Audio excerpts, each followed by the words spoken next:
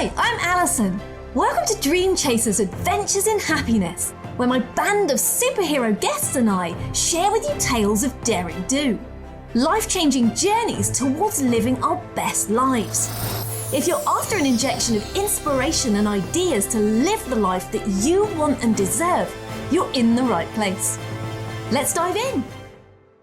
Hi there, and welcome to the show where we serve up conversation, concepts, and belief that it is entirely possible to create what you crave. If there's something stopping you from pursuing happiness, whatever that looks like to you from a career or lifestyle point of view, the stories and insights covered here are designed to help. Now, today's episode is all about the value of changing things up and why those little tweaks in your daily life can have a surprisingly big effect and impact on your happiness. Now, you might be thinking, but I like my routines, Alison. They keep me grounded, they help me cope. And you're absolutely right. Routine can be really comforting. It gives structure, it helps reduce decision fatigue, and it makes life feel stable. But here's the thing. Research tells us that too much sameness dulls our senses, right? It puts us into autopilot. So days start to blur into one another, and suddenly we're sort of left thinking, is this it? And that's where tiny changes come in. Freshness, novelty, and little bursts of difference, well, they wake us up. They boost our mood, and they can even expand how we see the world. So today, I'm going to walk you through the science of why this happens. I'm going to talk about how to shake things up in simple, joyful ways and how you can experiment with novelty in work and personal life. And I'll also give you some practical exercises to try out this week. So ready? Let's dive in. Okay, so let's start with the why. Why does routine flatten our happiness? Well, there's a concept in psychology called hedonic adaptation, which is sometimes called the hedonic treadmill. Now, researchers first wrote about this in the 1970s, and they explained that humans are wired to adapt really quickly to both good and bad experiences. So even if something amazing happens, like landing that dream job or meeting the person of your dreams or buying a new house, our happiness gets a temporary lift, but then resets back to baseline. That's why relying on big wins to bring lasting happiness just doesn't work, right? Our brains adapt too quickly. And here's the kicker. When our days are filled with the same old, we adapt even faster. And neuroscience backs this up. There was a study covered by Nature Neuroscience in 2016 that found that novelty activates the dopamine system in our brains, right? So that's the system that's linked to motivation and learning and reward. But without novelty, dopamine pathways, well, they go quiet. So that's why everything starts to feel a bit flat or a bit meh. Now, a woman called Barbara Fredrickson, who developed the broaden and build theory of positive emotions, also showed and proved that joy, curiosity, and interest actually expand our awareness and help us build long-term psychological resources. But when we're stuck in unchanging routines, those positive emotions don't get triggered as often. So if you've been feeling a bit dull or uninspired or stuck on repeat, you're not imagining it. It's literally your brain on autopilot. So, if that's the case, what do we do about it? Well, we sprinkle in a little novelty because there's clear science that links novelty to happiness. Now, I'm going to give you a picture of this science in a short snapshot. So in 2020, there was a study published by researchers at New York University who tracked people's movement through GPS and then paired it with mood reports, right? So they were tracking how people felt as they were moving about in their daily lives. And what they found was that on the days when people visited more diverse locations, so they mixed it up a bit, they felt significantly happier. Well, that kind of blows my mind a little bit. The words they used were things like excited and strong and relaxed. And it wasn't necessarily about going far away. Sometimes it was as simple as them taking a new route to the park or trying a different coffee shop. Now, in 2023, psychologist Michael Rousel wrote in Psychology Today that novelty doesn't just feel good in the moment, it actually stimulates brain plasticity. Right, so that means our brains literally grow new connections when we try new things. So ultimately, novelty sparks creativity and memory and resilience. But here's my favourite bit. Researcher Robert Epstein calls novelty nature's antidepressant. Right, so small shifts like reading a new kind of book or walking through a new neighborhood can lift our mood and give us that dopamine that routine starves us of. So novelty isn't just fun, it's actually essential. It's good for our brains, it's good for our happiness, and it's good for our long-term well-being. Now, if this is the case, let's talk practicalities, right? Starting with work. We spend so much of our lives working, and yet most of us, and I count myself in this, do it in very deeply repetitive ways. With the same commute, the same desk, the same rhythm of meetings. It's no wonder that after a while it can really start to feel stale. So here are a few little micro changes that you might try out that could help add a little bit of novelty and just zhuzh things up a bit. So you might try switching up your environment. If you work remotely, maybe that might mean working from a cafe or a library or even a park bench for part of your day. But if you're office-based, maybe try booking a different meeting room or taking a walking meeting outside. So it's just trying to add little things in that just mix things up a bit. Maybe you could try tweaking your schedule. So if you normally do your admin first thing, how about flipping it around and starting with creative work? Or maybe you batch emails differently, or anything like that, where the order itself and how you change it up can refresh your brain. How about introducing new voices?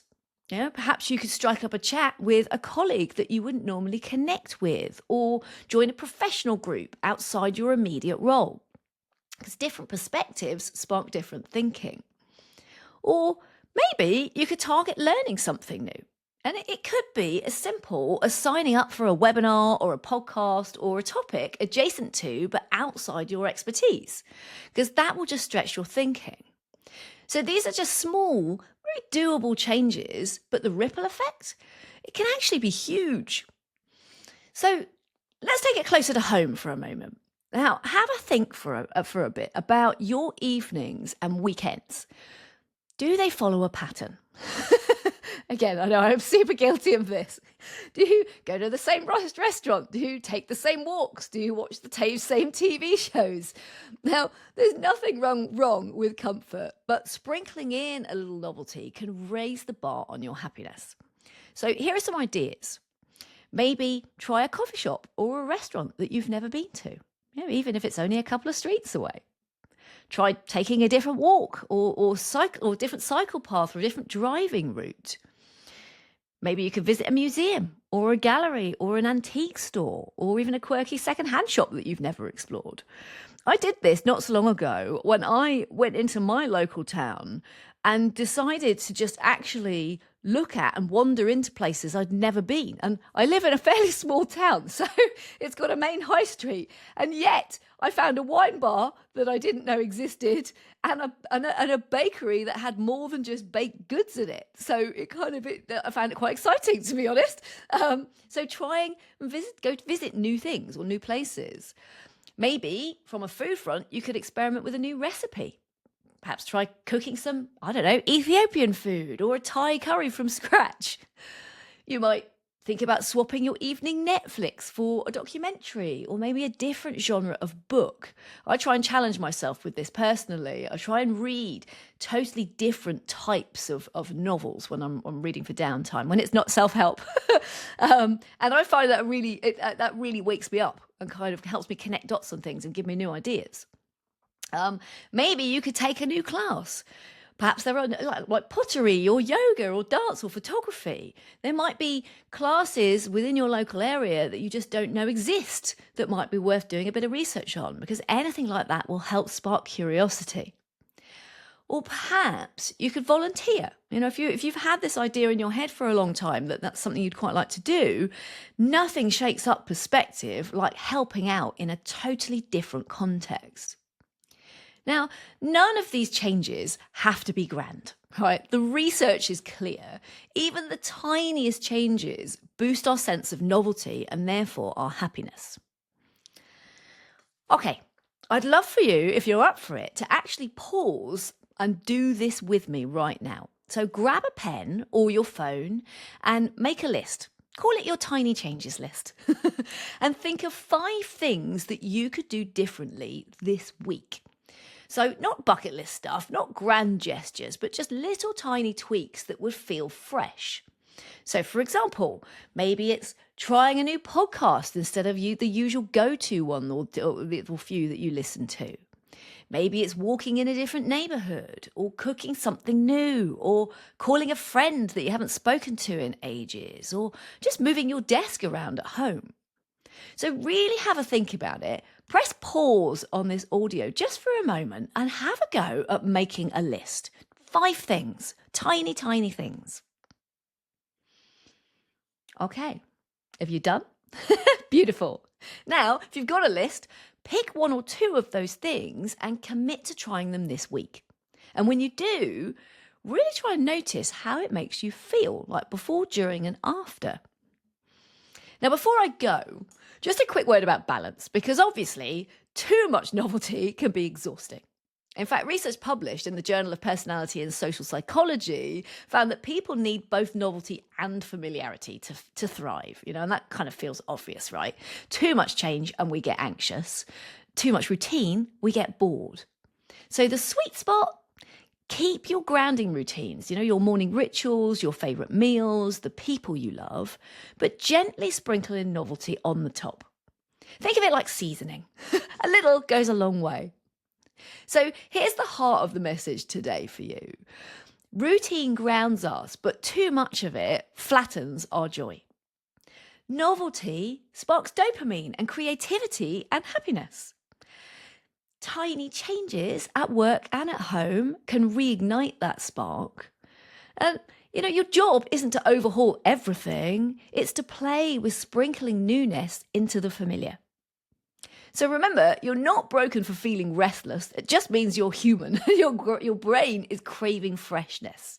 So this week, try making your tiny changes on your list, just 1 or 2, and let it remind you that joy often lives not in the big gestures, but in the small detours, the tiny corners of life waiting to be explored. So that's it for this episode. I really hope it's got you thinking about your own routines and how you might introduce some tiny changes to help reignite or enhance joy and meaning and happiness. And if you know anyone who might benefit from listening to this episode, please do share it. And if you feel so minded, subscribe to the show on your favourite podcast app or give it a review. Now, until next time, just know that I believe in you and in your ability to intentionally plan small, exciting changes to mix things up. So go do your thing. Thank you for listening today. I hope our time together has got you thinking about your own adventure in happiness. So please do get in touch. I'd love to hear more about your story. And why not join our Dream Chasers Unite community? There is nothing better than an adventure shared. Until next time, be brave and go create what you crave.